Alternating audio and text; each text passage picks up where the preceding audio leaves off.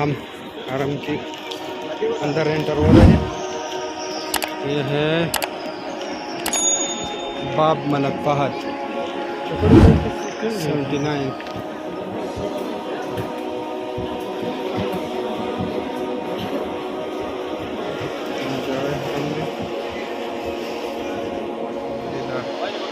ابھی ہم اپنا ٹاپ سٹارٹ کر رہے ہیں. وہ گرین لیٹ جو لگا ہوا ہے ادھر سے آشین لیٹو نہیں آشنا لیٹو نہیں نا. کیا خوبصورت منظر ہے ماشاءاللہ. ایسا منظر دے رکھا جناتی ماحول ہے. اولی بنائی چې داسې کعبه او قبله چې د غونډې دنیا مخلوق مسلمانان دې طرف ته مخ کوي مونځ کوي. ماشاءاللہ دی عمرہ پورا کړه. ہم وہ گرین سگنل سے عمرہ سٹارٹ کر رہے ہیں. اوپر کام ہو رہے دیکھ مکہ کی کار نہ ختم ہوگی. تو ہم لائٹ کے قریب آ رہے ہیں. گرین سگنل جو وہ ہے اس سے ہمارا طواف سٹارٹ ہوگا انشاءاللہ. سبحان اللہ کتنا کیوٹ دیکھ رہا ہے. ہیلو پتا ماشاءاللہ ماشاءاللہ. ہاں ہم ادھر سے سٹارٹ کر رہے ہیں. بسم اللہ العظیم سبحان اللہ الحمدللہ. یہ ہے مقام ابراہیم. اس کے اندر جو پتھر ہے اس پر جو نشانات ہیں حضرت ابراہیم علیہ السلام پاک مبارک کی نشانات ہیں. اس پر کھڑا ہو کے خانہ کعبہ کو تعمیر کیا گیا تھا. سبحان اللہ والحمدللہ ولا الہ الا اللہ ولا حول ولا قوة الا باللہ العلی العظیم. سبحان اللہ والحمدللہ ولا الہ الا اللہ واللہ اکبر ولا حول ولا قوة الا باللہ.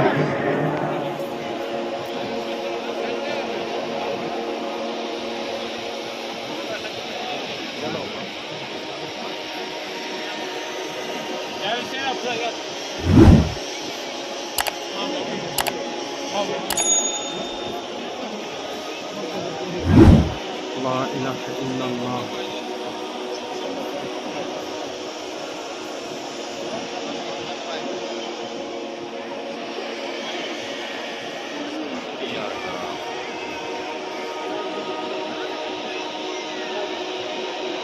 زبرہ ہم نے 7 چکر کو مکمل کیا. ہم جا رہے ہیں اوپر صفا مروہ کی طرف. ہم جا رہے صحیح کی طرف صفا مروہ. صفا مروہ کی طرف ہم جا رہے ہیں.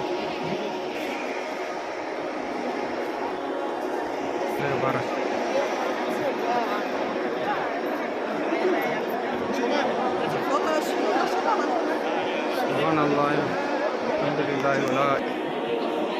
یہ سب لوگ جا رہے ہیں صحیح کی طرف صفا مروہ. اوپر صفا مروہ ہے.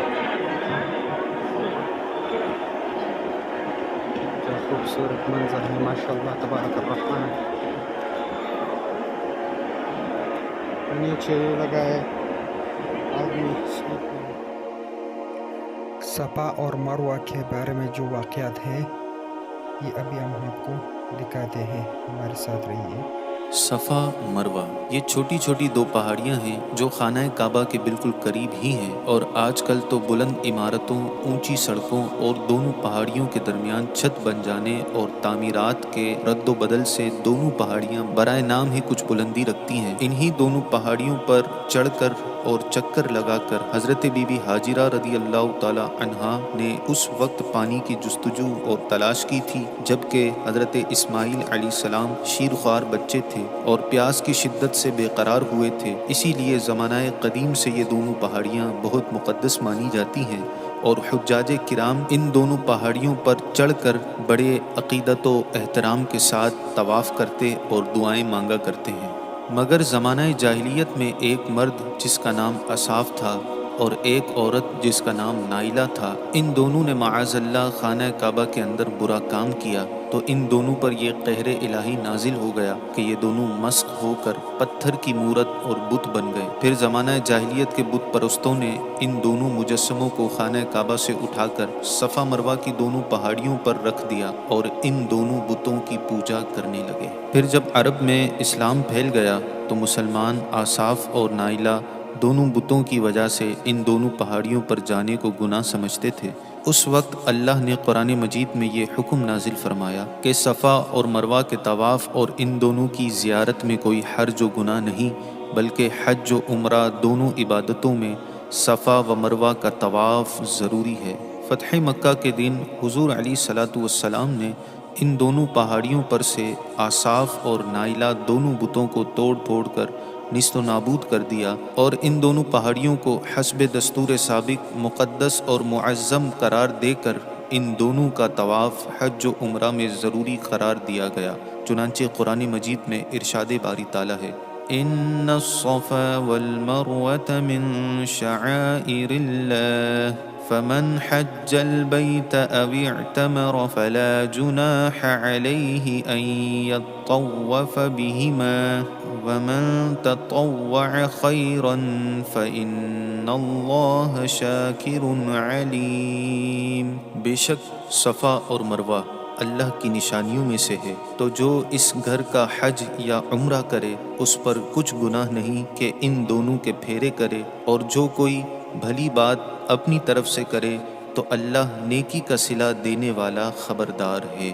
صفا اور مروہ دونوں پہاڑیوں پر حضرت حاجرہ رضی اللہ تعالی عنہا نے دوڑ کر پانی کی تلاش کی تو ایک نبی حضرت ابراہیم علیہ السلام کی بیوی اور ایک نبی یعنی حضرت اسماعیل علیہ السلام کی ماں حضرت بی بی حاجرہ رضی اللہ تعالی عنہا کے قدم ان پہاڑیوں پر پڑ جانے سے ان دونوں پہاڑیوں کو یہ عزت و عظمت مل گئی کہ حضرت بی بی حاجرہ رضی اللہ تعالی عنہا کی ایک مقدس یادگار بن جانے کا ان دونوں پہاڑیوں کو اعزاز و شرف مل گیا، اور یہ دونوں پہاڑیاں حج و عمرہ کرنے والوں کے لیے طواف اور سعی کا ایک مقبول اور محترم مقام بن گئی۔ اس سے یہ ہدایت کا سبق ملتا ہے کہ اللہ والوں اور اللہ والیوں سے اگر کسی جگہ کو کوئی خاص تعلق حاصل ہو جائے تو وہ جگہ بہت معزز اور معظم ہو جاتی ہے، اور ہر مسلمان کے لیے وہ جگہ قابل تعظیم اور لائق احترام ہو جاتی ہے۔ ورنہ مکہ معظمہ میں بہت سی پہاڑیاں اور چھوٹے بڑے بہت سے پہاڑ ہیں، مگر صفا اور مروہ کی چھوٹی چھوٹی پہاڑیوں کو جو تقدس اور عظمت حاصل ہے وہ کسی دوسرے پہاڑ کو یا پہاڑی کو حاصل نہیں۔ اس کی وجہ اس کے سوا اور کیا ہو سکتی ہے کہ یہ دونوں پہاڑیاں ایک اللہ والی کی ایک مبارک جد و جہد کی یادگار ہے۔ اسی پر گنبد خضرا اور اولیاء کرام کے روزوں اور ان حضرات کی عبادت گاہوں اور دوسرے مقدس مقامات کو قیاس کر لینا چاہیے کہ یہ سب خاصان خدا کی نسبت و تعلق کی وجہ سے معزز اور معظم اور قابل تقدس اور لائق تعظیم و احترام ہے، اور ان سب جگہوں کی تعظیم خداوند قدوس کی خوشنودی کا باعث اور ان سب مقامات کی بے ادبی قہر قہار اور غضب جبار کا باعث ہے۔ لہٰذا ان لوگوں کو جو گنبد خضرا اور مقابر اولیاء اللہ کی بے ادبی کرتے ہیں اور ان کو منہدم اور مسمار کرنے کا پلان بناتے رہتے ہیں، انہیں ان حقائق کے ستاروں سے ہدایت کی روشنی حاصل کرنی چاہیے اور اپنی نحوستوں اور بدبختیوں سے تائب ہو کر صراط مستقیم کی راہ پر ثابت قدم ہو جانا چاہیے۔ خداوند قدوس اپنے حبیب کریم علیہ الصلوۃ والسلام کے صدقہ و طفیل سب کو ہدایت کا نور عطا فرمائے اور صراط مستقیم کی شاہراہ پر چلائے، آمین بجاہ النبی الامین صلی اللہ تعالی علیہ وآلہ وسلم۔ فرمایا ان الصفا والمروہ من شعائر اللہ، یہ بھی اللہ کے شاعر میں سے ہے۔ شاعر کسے کہتے ہیں؟ وہ چیز جو شعور بخشے۔ تو وہ چیزیں کہ جن کے ساتھ اولو العزم پیغمبروں یا اولو العزم انسانوں، اولو العزم اولیاء اللہ کے کچھ حالات و واقعات کا کوئی ذہنی سلسلہ قائم ہوتا ہو، وہ گویا کہ شعور دلانے والے ہوتے ہیں، یاد دلانے والے ہوتے ہیں، اللہ تعالیٰ کی طرف ذہن کو لے جانے والے ہوتے ہیں۔ اس اعتبار سے شاعر ان الصفا والمروۃ من شعائر اللہ فمن حج البیت او اعتمر فلا جناح علیہ ان یطوف بہما، تو جو کوئی بھی ہمارے گھر کا حج کرے، بیت اللہ کا حج کرے یا عمرہ کرے، اعتمر، فلا جناح علیہ، تو کوئی حرج نہیں ہے اس پر، ان یطوف بہما، کہ ان دونوں کا بھی طواف کرے، وہ جو 7 چکر لگائے جاتے ہیں، ان الصفا والمروہ۔ ومن تطوع خیرا، جو شخص جان بوجھ کر بھلا کام کرتا ہے، فإن اللہ شاکر علیم، تو جان لو اللہ بڑا قدردان ہے۔ اب شکر انسان کرتا ہے تو اس کے معنی کیا ہوں گے؟ احسان مند ہونا۔ وہی شکر اللہ کرتا ہے شکور، اس کے کیا معنی ہوں گے؟ قدردانی، میرے بندے نے یہ کام کیا، میرے بندے نے میرے لیے یہ محنت ہم نے کی۔ عمرہ مکمل کیا، اب جا رہے ہیں روم کی طرف۔